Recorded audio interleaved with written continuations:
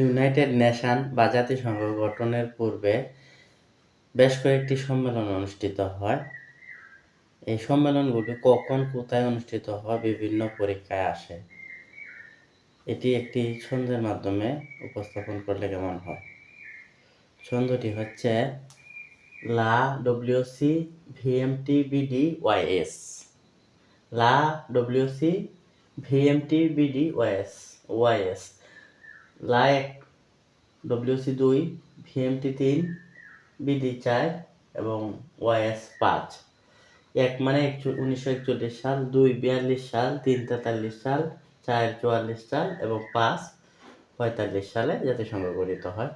লা মানে London conference এবং আটলান্টিক সনদ 1941 সালে। ডব্লিউসি মানে ওয়াশিংটন কনফারেন্স এবং Casablanca,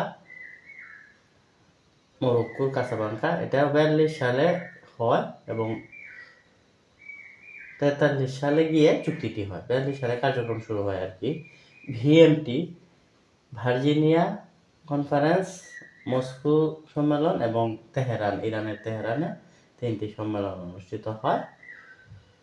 BD Brereton would conference এবং ডাম্বারটন ওকস।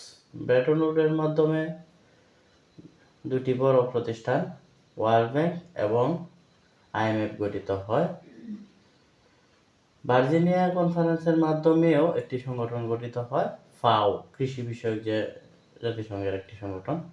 ওয়াইএস, ইয়ালটা, ইউক্রেনের ক্রিমিয়াতে অবস্থিত এবং সান ফ্রান্সিসকো সর্বশেষ সম্মেলন 26শে জুন।